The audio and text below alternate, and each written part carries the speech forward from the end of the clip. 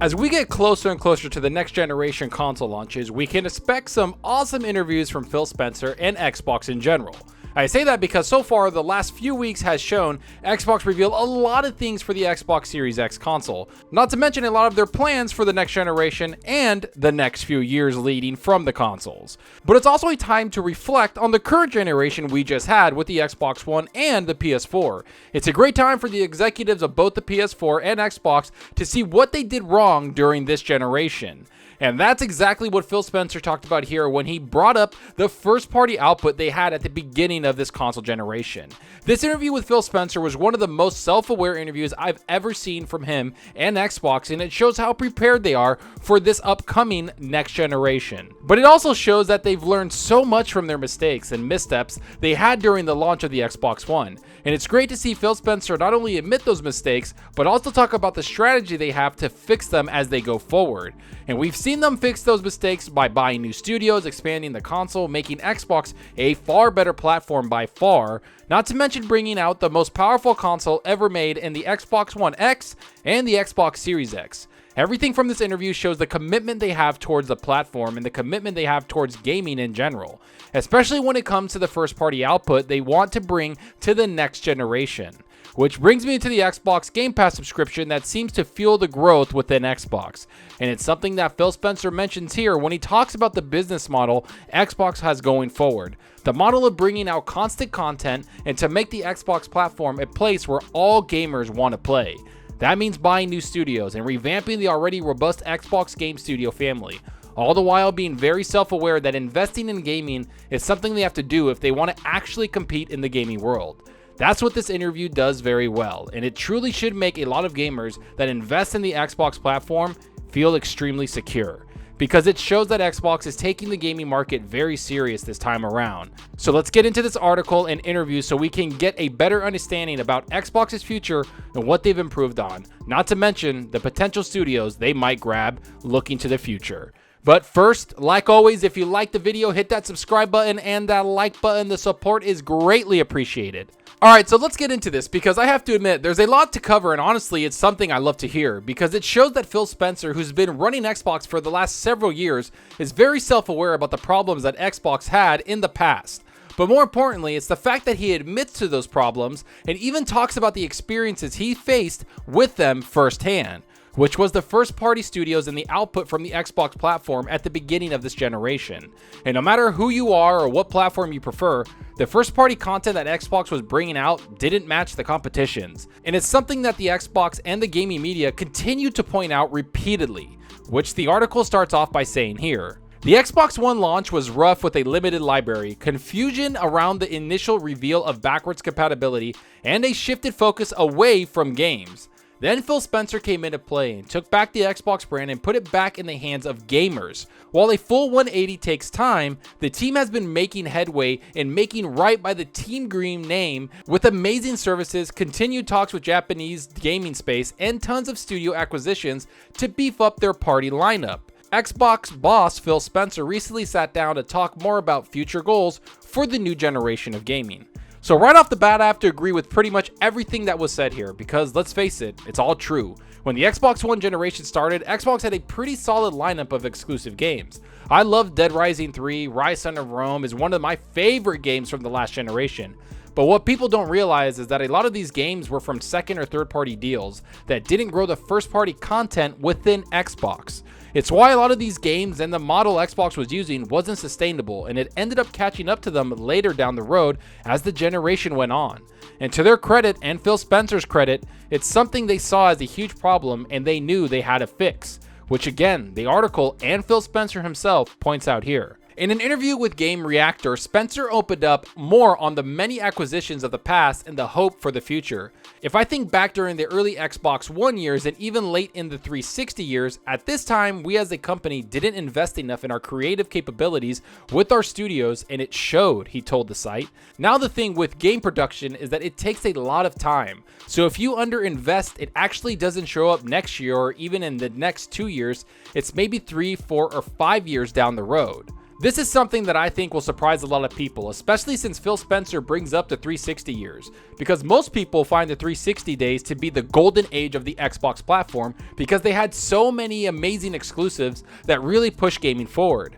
What most people don't understand though is that a lot of those games were third-party developers making the games for Xbox. Games like Halo, Gears of War, Mass Effect, Oblivion, and even BioShock were games that Xbox themselves just didn't make. Did it help them sell systems and compete in the console market? Of course it did, but that type of investment in other studios that aren't your own first-party studios isn't a way for you to grow as a company, and it's not a good long-term plan. So I'm happy that Phil Spencer admitted to this mistake. It also talks about how long games take to be made, because while Xbox has invested heavily in new studios the last couple of years, understand that it will take several years before they start to see the investment in those studios pay off, which is something that Phil Spencer talks about, saying it takes 2 or 3 or even 4 to 5 years before you start seeing those studios take shape.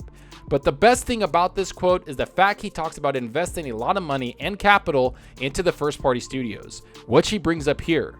He added, "I had this feeling or belief that we were underinvesting and I was head of first party, so I felt it directly. I wanted to invest more and we weren't able to. So when I got into this job, I needed to put the business in a good space while getting the support of the company. And then we built a business model that prioritizes investing in content, knowing that we would have to invest early and wait a while for those investments to pay off." This is single-handedly the best quote from this entire interview and probably his best quote from all the interviews he's had the last several weeks. I say that because it does paint a different picture when you look at Xbox as a whole. And when you look at the way Phil Spencer has been building the Xbox platform up since he took over, it shows his motivation and what he thinks will help the platform compete in not only this gaming generation, but for generations after that and generations to come. Because we have to remember, Phil Spencer wasn't just the head of Xbox out of nowhere.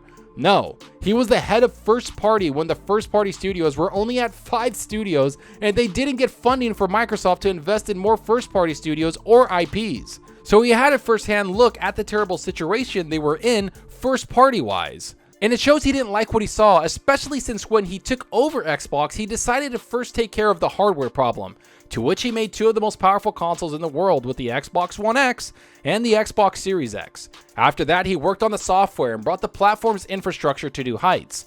Once all of that stuff was handled and in a very good place, he decided to tackle the most important aspect, which is the games and the studios making them for first party. So since 2018, he hasn't stopped building up the first party portfolio of the Xbox family, because he knew in order to compete against Sony and their PS4 and upcoming PS5, they had to invest in themselves, which the article points out here. Spencer mentioned that this reflection came following the 360 and the early Xbox One era and seeing where Microsoft succeeded and where they misstepped. With this reflection, Spencer and company developed a plan going forward. While plans like this, acquisitions, marketing pivots, etc. take time, the groundwork is laid, but the work is far from over with the Xbox Series X on the horizon. A big advantage the PlayStation 4 had over the Xbox One, especially looking at One's launch, is not only its exclusives, but also it's the fact that Sony had many more single-player experiences to enjoy. That's an area of focus that will be addressed with the new studio acquisitions and several of the other investment deals going on currently that we don't know the full details on. After seeing how Sony dominated the generation with price, power, and of course the best first-party exclusives of the single-player side, how could people not expect Microsoft and Xbox to invest in first-party studios? That's what this article is pointing out. It's showing that Xbox saw what was happening and understood what they had to do in order to compete.